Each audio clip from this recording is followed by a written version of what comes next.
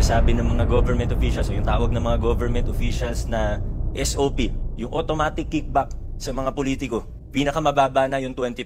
Kung nasa 5-6 billion ang dumadaan sa procurement every year, ang natitipid ng pamahalaan ngayon, na dati, nabubulsa lang, is more than 1 billion pesos per year. More than 1 billion pesos per year ang natitipid natin. Ang maximum term ng mayor, 3 years per term, ang maximum is 3 consecutive terms. Posible maging mayor ng 9 years ang isang mayor. Kung sa 9 years, makatipid tayo. More than 1 billion yung natitipid natin taon-taon na dating nabubulsa lamang. Mga kaibigan, para tayong nagpatayo ng bagong City Hall na world-class, good for 100 years, na libre. Kung dati napunta lang sa bulsa, ito nakapagpatayo tayo ng maganda, ng maayos. Mga Pasigueño, narito po ang bagong City Hall. Panoorin po natin.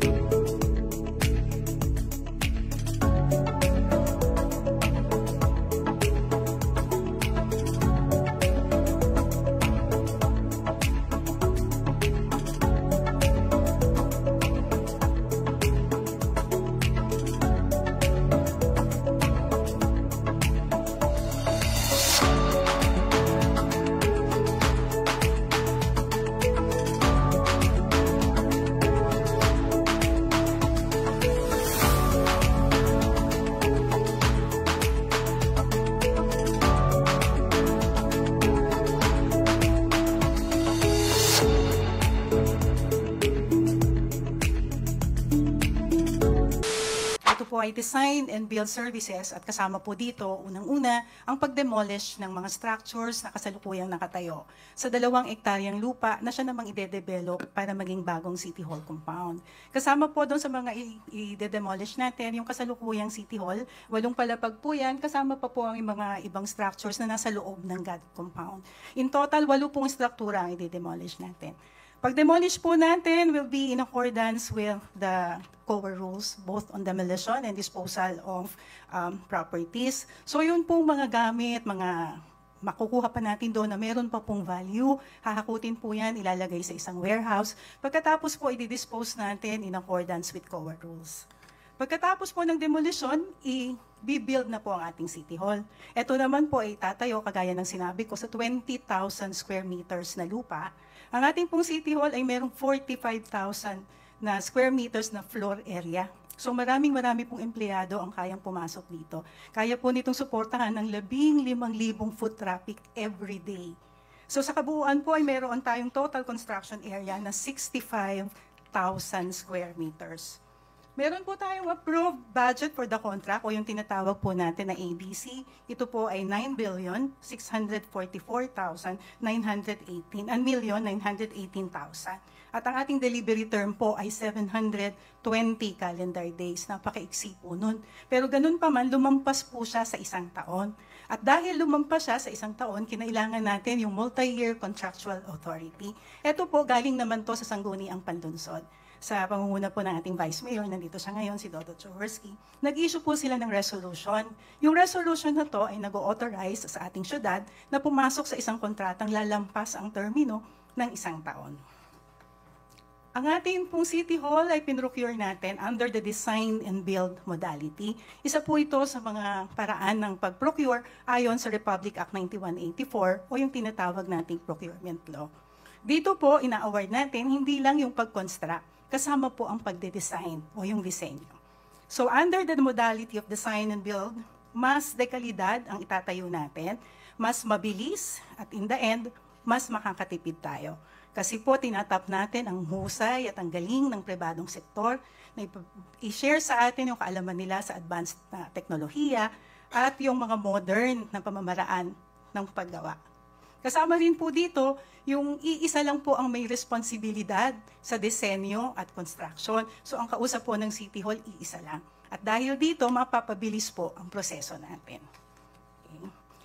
Gusto po nating maayos yung ating proyekto. That's why gumawa pa po tayo ng Design and Build Committee. Yung Design and Build Committee, tinulungan po niyan ang Bids and Awards Committee, lalo na doon sa technical aspects. No? Again, in accordance po yan with 9184 o yung ating procurement law. During the pre-bidding conference, 15 na po ng mga higanting construction firms ang dumalo. And during the conference, sinagot po natin lahat ng tanong nila patungkol sa proyekto para papasok sila dito na alam nila lahat ang gustong mangyari ng City Hall. Nakinig po tayo sa lahat ng suggestions and recommendations nila. Pinasok po natin yan sa ating terms of reference para lalong umayos ang gagawin nating City Hall. Pagkatapos po ng pre-bidding conference, nagkaroon na po tayo ng receipt and opening of bids. 6 na malalaking kumpanya na nagsama-sama at nag-bid, ang tinanggapan natin ang bids nila. Masusi po nating in-examine bawat isang bids. Katulong po ang Technical Working Group ng BAC. Ito po ay binubuo ng mga inhinyero at mga arkitekto ng City Hall.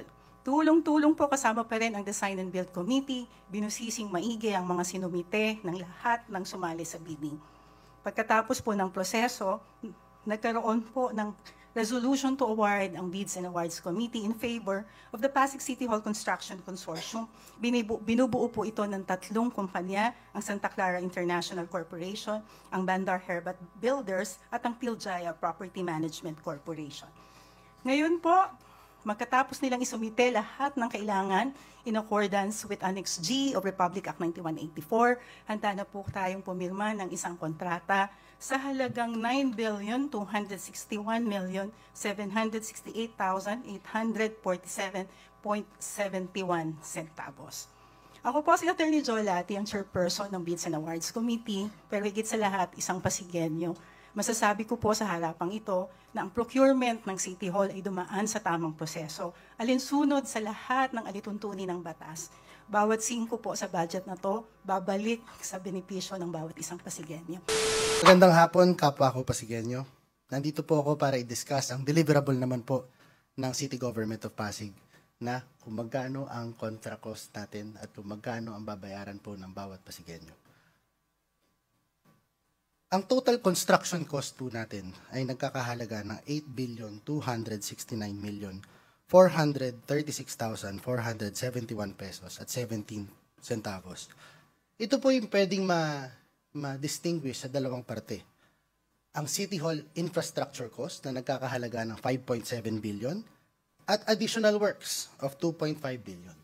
Ngayon kung ano po itong additional works na ito ay didiscuss ko po mamaya. Ngunit ang City Hall infrastructure cost na 5.7 billion ay ito po mismo yung City Hall building. Ito po yung nagko-comprise ng presyo ng estrukturang ito. Ang City Hall building ay magkakahalaga ng 5.1 billion na nag-i-include ng preliminaries na 479 million. May architectural works na 1.3 billion. Ang structural works po natin ay 1.6 billion. Electrical system works of 738 million. Mechanical works of 878 million. Plumbing po natin ay plumbing and sanitary works would be 96 million. Katulad po ng nabanggit kanina, marami pong special features ang ating City Hall building na nagkakahalaga po ng 644 million. Kasama po dito yung mga base isolators na explain po ni Engineer David na 156 million. May pile testing po tayo. Board piles po natin na magkakahalaga ng 158 million. Artificial Intelligence Control System na 224 million, rainwater harvesting tank na 2.4 million, at ang general landscape po ng ating City Hall ay nasa 62 million po. Again, babalik po kami para lang po klaro, ang total po nito ay 5.7 billion para po sa infrastructure cost ng ating City Hall. Ngayon po, babanggitin ko ulit na meron tayong binabanggit na additional works na nagkakahalaga ng 2.5 billion pesos. Itong 2.5 billion pesos po na ito ay dahil po na iba po ang paraan ng procurement natin at ito po isang design and build. Kaya po naman meron tayong preliminaries and detailed engineering design na nagkakahalaga ng 284 million. Nabanggit din po kanina na may demolition cost po tayo na 239 million. Interior fit-out na 941 million. Ang IT system po natin na nakakahalaga ng 836 million. At ang drainage, road networks, and other site development works na nagkakahalaga ng 242 million. Babanggitin ko po ulit, ang City Hall infrastructure cost ay 5.7 billion plus the additional works of 2.5 billion in the amount of 8.2 billion pesos of construction cost. Plus, VAT po na 992 million with a total contract price of 9,261,768,847 and 71 centavos. Maraming salamat po. Mga Pasigenyo, narito po ang bagong City Hall. Panoorin po natin.